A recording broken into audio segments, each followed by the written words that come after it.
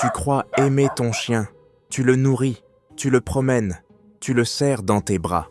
Mais parfois, sans le vouloir, tu lui brises le cœur, pas avec des cris, pas avec la distance, mais avec des gestes minuscules, des habitudes quotidiennes, qui, peu à peu, éteignent quelque chose en lui. Et voici la vérité que presque personne ne veut affronter. Ce ne sont pas les grands actes qui font souffrir un chien, mais les petits gestes oubliés. Aujourd'hui, tu vas découvrir ces gestes, ceux que la plupart des maîtres font sans s'en rendre compte, et surtout, le moment précis où l'amour se transforme, sans qu'on le voie, en blessure silencieuse.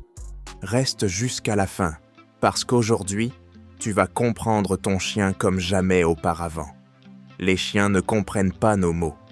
Ils comprennent nos silences, nos regards, nos absences.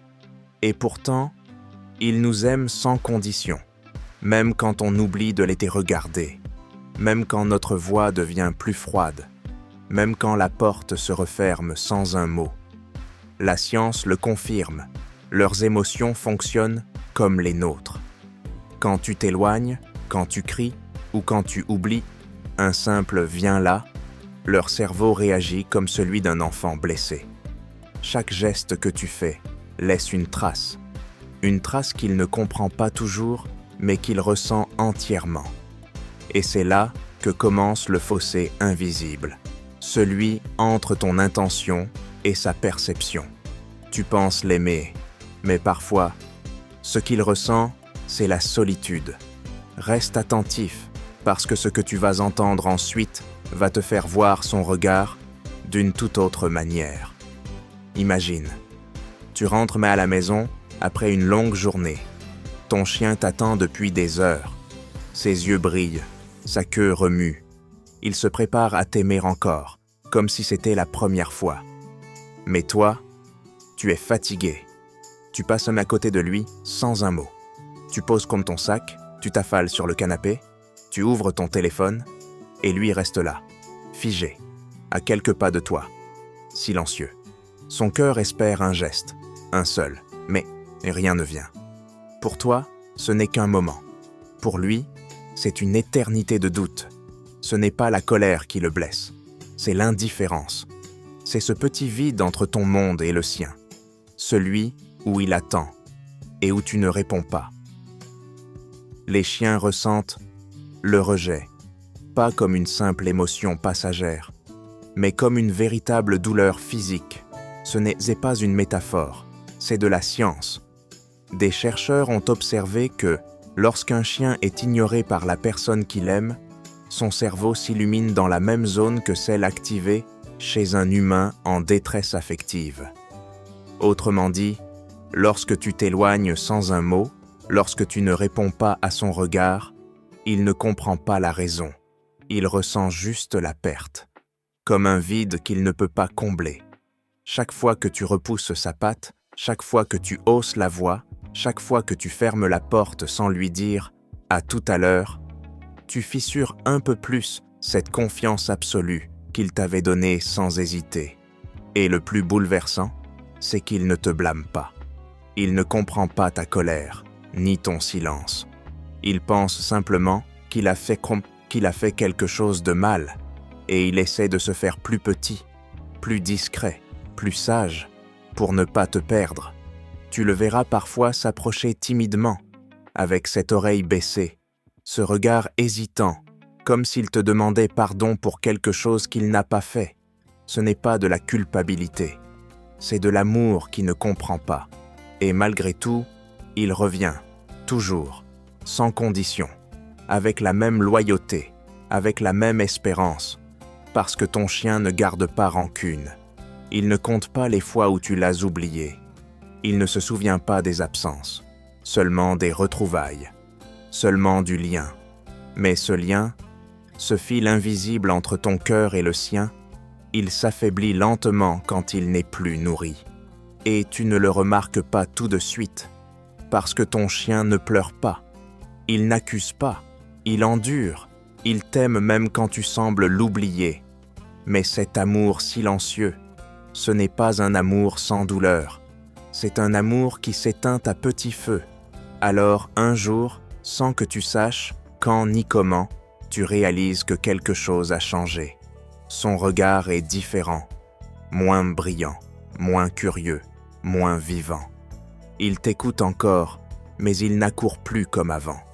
Il remue la queue, mais avec moins d'élan. Il dort plus, joue moins, comme si une partie de lui s'était endormie pour de bon.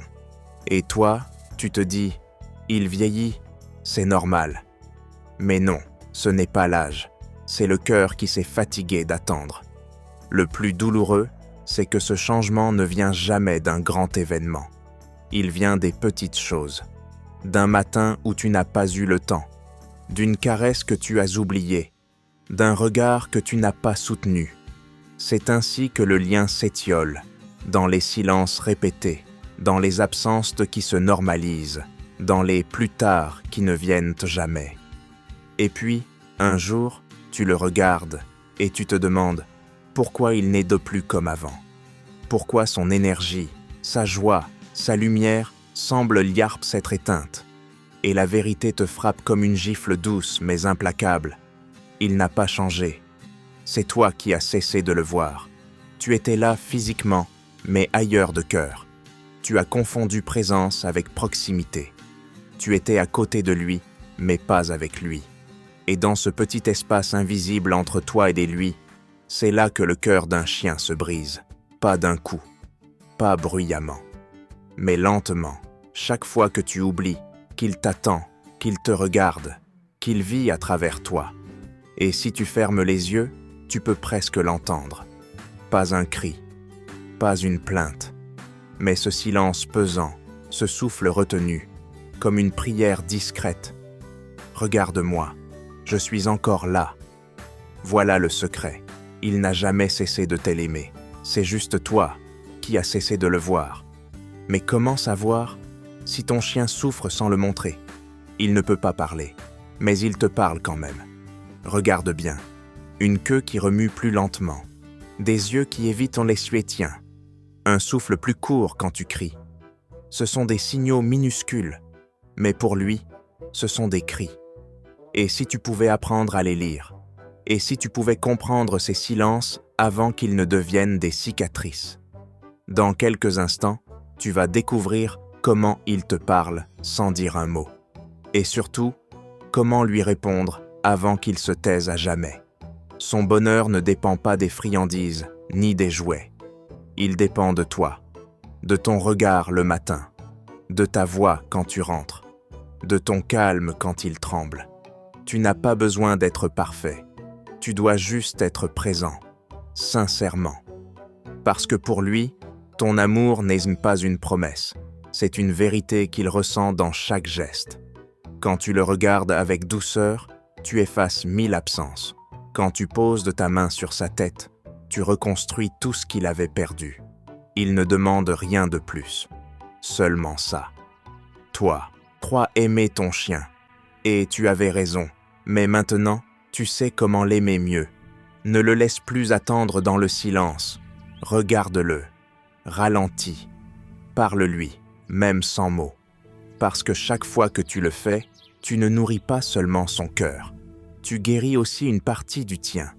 Et ce lien, celui que rien ne peut briser, commence par une seule chose, ta présence. Si cette histoire t'a touché, abonne-toi. Ici, chaque vidéo t'aide à comprendre ton chien, à protéger son cœur et à construire un lien si fort que même le silence deviendra un langage d'amour. Et si tu veux aller encore plus loin, regarde maintenant la vidéo qui s'affiche à l'écran. 5 comportements de ton chien qui montrent qu'il souffre en silence. Parce que comprendre ton chien, c'est découvrir la forme la plus pure de l'amour sur Terre.